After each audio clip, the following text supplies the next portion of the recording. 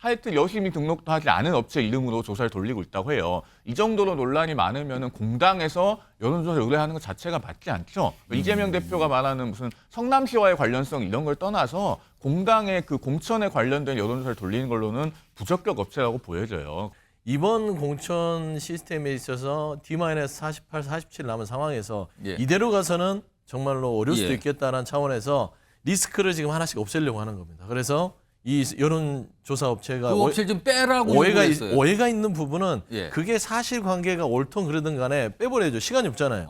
하나가 되어도 모자랄 시점에 도리어 민주당이 국민께 실망을 드리고 있어서 대단히 송구합니다. 이대로는 안 됩니다. 국민의 경고를 무겁게 받아들이고 문제를 바로잡아야 합니다.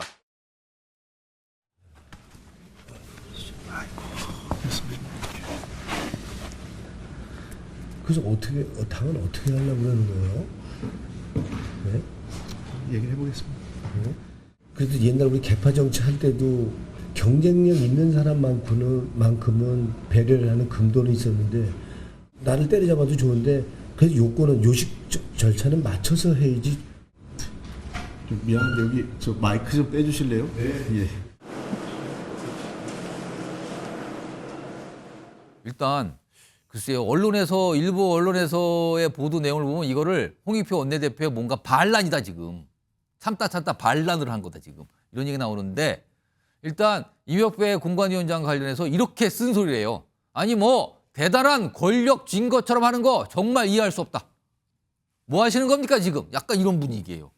그리고 최근에 여론조사 논란 이거 크게 문제됐거든요. 그랬더니 이거 특정 업체 배제하세요. 그 논란이 되는 업체 빼세요라고 요구를 한 겁니다.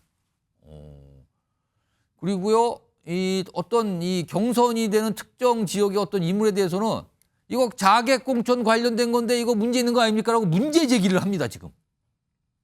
홍익표 원내대표예요.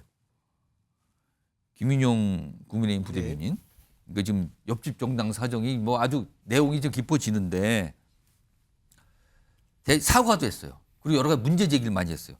발언 강도나 문제 제기 강도를 보면은 글쎄요, 이거 뭐 정면으로 이건 안 된다고 딱 막고 있는 것 같습니까? 이거 어떻게 보십니까 지금? 그러니까 아까 앞서 서영주 부대변인께서는 이재명 대표가 공천에 관여를 안 하고 있는다고 말씀을 하시는데 제가 볼 때는 제가 그러니까 국민들이 봤을 때는 누가 봐도 이재명 대표가 관여하고 있다고밖에 보이지 않는 거고 그리고 사실 이렇게 공천 과정에서 억울함을 느끼는 이유는 이 시스템이라는 게 공정하지 못하다고 때문에 그러니까 현실과 맞지 않기 때문에 불공정하다고 느끼고 억울한 사람이 나오는 건데 그 불공정함과 억울함을 제대로 풀기 위해서는 누군가는 설명을 해줘야 되고 해명을 해줘야 되는데 그걸 지금 아무도 안 해주고 있지 않습니까? 홍익표 원내대표가 사과하고 있어요. 그래서 결국에 홍익표 원내대표가 사과를 하고 있는 거고 지금 제가 국민의힘 소속이라서 그렇게 느낄 수는 있지만 홍익표 원내대표만 유일하게 상식적으로 말하고 있다고 느껴집니다. 저는. 뭔가 굉장히 미안해하고 있고 약간 이런 건가요? 그렇죠. 여론조사 같은 경우도 사실 여론조사라는 게 확률을 기반으로 하기 때문에 충분히 어떤 특정 업체에 따라서 그런 의구심을 가질 수 있는 게 현실이거든요. 근데 그런 문제에 있어서도 어떻게 공천 과정에서 여론조사는 절대적이지 않습니까? 그런 과정의 문제점에 대해서도 아무도 설명 안 해주고 의원들한테 무조건 따르라고 하니 납득을 못하는 게 당연한데 그 설명을 결국에는 홍익표 원내대표가 총대 메고 하는 겁니다. 어떻게 보면 유일하게 지금 상식적이지 않냐 그렇게 보고 있습니다. 10수년 전에 어떤 업체가 성남시 여론조사를 한 번 했다. 그거하고 지금 이 민주당의 정량평가를 위한 조사하고 무슨 관계가 있습니까? 여러분 어떤 슈퍼마켓에서 새우깡 샀는데 강도질한 집에서 새우깡 사 먹었다고 쓰실 겁니까? 공정하게 있는 대로 보도해 주시면 고맙겠다. 수상한 업체를 중간에 끼워넣게 한다? 대장동 비리가, 백현동 비리가, 성남FC 비리가 다 그런 식으로 이재명 측의 수상한 업체나 관계자가 이유 없이 들어가서 벌어진 비리 아닙니까? 그 버릇 못 버리시네요. 거기 뭐 선관위원장은 도망갔다면서요. 겁날 것 같아요.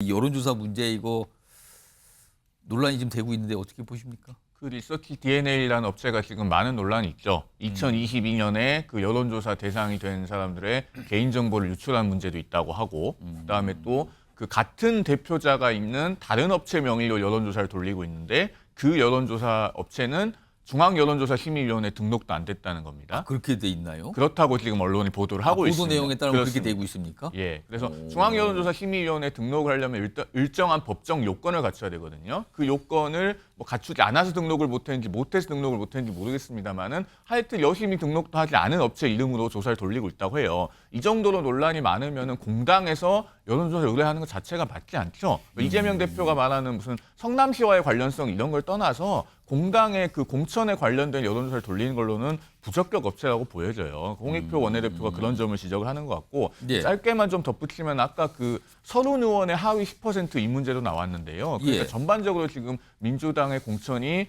상당히 불투명하게 진행되고 있다는 그런 의구심이 점점 커지고 있죠. 이 서른 의원 지역구에도요. 소위 말하는 친명 자객이라고 하는 예비 후보가 가 있습니다. 그 예비 후보의 후원회장이 그 이재명 대표의 경제교사, 경제 스승으로 알려진 그 이한주 가천대 교수, 경기연구원장 하셨죠. 그분이 후원회장을 맡고 있어요, 여기도. 예. 그런 문제가 있고. 그다음에 오늘 아까 박용진 그 의원 관련해서 예. 3인 경선에 붙여졌잖아요. 예. 오늘 오후에 발표한 것까지 포함해서 민주당이 3인 경선을 돌리는 지역구는 총 9곳입니다. 한 곳은 이미 결과가 나왔고요. 예. 그 9곳 중에서 결선 투표를 하는 곳은 이 박용진 의원 지역구만이 유일합니다.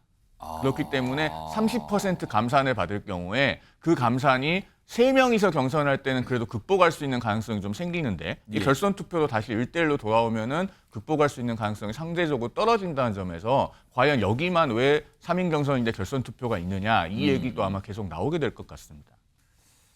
소영주 민주당 부대변인. 이재명 대표는 여론조사 관련해서 새우깡 가게 뭐 이런 거 비유해서까지 설명했는데 이거 어떻게 좀 봐야 됩니까? 그러니까 뭐 이제 여론조사 업체 선정과 관련해서 이제 이게 뭐 예전에 성남시 여론조사를 했다고 예, 해서 과거에. 예. 그거 연계점을 찾는 거는 좀 과한 표현이죠. 예를 들면 그 여론조사 기관이 아예 폐업했던 걸 새로 만들어서 하는 것도 아니고요. 예를 들면은 그게 문제인 거예요. 본질은 여론조사 이 기관 자체가 최근에 돌린 여론조사의 방식들이 예. 현장 그 지역구에 있는 의원들이 봤을 때 조금 이게 평이하지 않은 조사나 이게 왜 갑자기 돌지? 그러니까 이런 전체적인 공천관리 시스템에 있어서의 일관성이 벗어나기 때문에 그걸 들여다보다 보니까 이 여론조사 기관이 들어와 있는 거예요. 그러다 보니까 이제 오해를 살 수 있죠. 저는 그런 부분에 있어서는 과거 성남시 이재명 대표가 시장 이렇게 좀 연상이 그렇게 이제 건가요? 끌고 들어가는 거예요. 그러니까 이걸 보통 얘기하면은 오해를 불러 일으켰다고 보는 것이죠. 그러니까 지금 홍익표 원내대표께서 지금 뭐 이재명 대표와 다른 행보로 보인다고 하지만 결국에는 홍익표 원내대표 굉장히 좀 논리와 원칙에 조금 이렇게 충실하는 스타일이에요. 그래서 이번 공천 시스템에 있어서 D-48, 47 남은 상황에서 예. 이대로 가서는 정말로 어려울 수도 예. 있겠다라는 차원에서 리스크를 지금 하나씩 없애려고 하는 겁니다. 그래서 이 여론조사 업체가 그 업체를 좀 빼라고 오해가 요구했어요. 오해가 있는 부분은 예. 그게 사실관계가 옳든 그러든 간에 빼버려야죠. 시간이 없잖아요. 빼서 말끔하게 오해를 없애버리고 예. 두 번째는 여러 가지로 하위 부분에 있어서도 설득하고 얘기하는 그런 과정들 그다음에 최근에 어떤 일부 지역의 자객 공천으로 오해받을 수 있는 부분에 예. 있어서도 이런 오해를 불식시키자는 그런 주장을 하는 것이기 때문에 저는 이게 이제 대표로 이재명 대표가 각을 세우는 것이 아니라 원내의 전체적인 질서나 그다음에 의원들의 입장들을 대변하는 입장에서 본인의 역할을 하고 있다라고 보면 될 것 같습니다. 그럼 이 여론 문제 논란이 되고 여론조사 업체를 빼라는 홍익표 원내대표 요구는 받아들여질까요? 제가 봐서는 전체적으로 안 뺄 이유는 없는 것 같아요. 또 따지고 보면 이미 다 끝났잖아요. 그래서 그 역할들이 끝났기 때문에 예. 예를 들어서 그 업체를 선정하는 과정에서의 어떤 조사들은 말끔하게 이루어져야겠죠. 단지 뺀다는 자체만으로 끝나서는 안 된다라는 차원이고 지금은 가장 중요한 거는 이렇게 돼서 이번 총선에 민주당이 윤석열 정부에 있어서의 어떤 일방적인 국정 운영의 기반을 국민의힘에 내주게 된다면 이거는 역사에 죄를 짓는 것이기 때문에 아마 그런 차원에서 홍익표 원내대표는 많은 고민을 하고 있는 것 같습니다. 새로운 미래 박원석 책임위원 나와 계신데 네. 지금 새로운 미래는 민주당 의원들이 대거 약간 탈당하는 걸 기대하고 있습니까 지금? 뭐 꼭 그렇지는 않고요. 어쨌든 민주당에서 정치를 하다가 오신 분들이 많고 또 이런 상황을 이미 예견했기 때문에 예. 탈당을 한 분들도 있고 뭐 우려스럽게 이 상황을 지켜보고 있죠. 그리고 지금 저런 어떤 그 불공정 공천의 당사자가 된 분들이 이제 이런저런 답답함을 토로하는 예. 그런 연락들을 주고받으면서 특히 이제 뭐 김종민 의원이나 이낙연 대표가 다양하게 아마 의원들 만나고 있는 것으로 알고 있고요. 어. 그러나 뭐 새로운 미래는 또 새로운 미래대로 예. 어쨌든 새로운 미래가 계획하고 또 국민들 앞에 설명하고자 하는 그런 정치의 방향이나 비전이나 이걸 가지고 꾸준히 가는 모습이 중요하지. 예. 지금 뭐 민주당이 공천 내용이나 예. 또 공천 파동을 틈타서 현역 의원들을 새로운 미래 쪽으로 이적시키는데 예. 당의 중심을 두거나 그런 건 아니고요. 근데 이제 논의가 진행되다 보면 자연스럽게 개별적으로든 집단적으로든 이제 그런 흐름이 나타날 수는 있을 것 같아요. 근데 사실 지금 막 시작한 새로운 미래 입장에서는 현역 의원이 가능한 많이 들어오는 게 현실적으로 좋은 거 아닙니까? 뭐 그걸 저희가 부인하지는 않습니다. 예. 다만 뭐 이 상황에서 당사자들이 굉장히 고민이 되고 실존적인 어떤 결단이나 이런 게 필요한 문제인데 예. 그걸 뭐 저희가 나서 가지고 그 호들갑을 떨거나 이런 예. 문제는 아니라고 봅니다.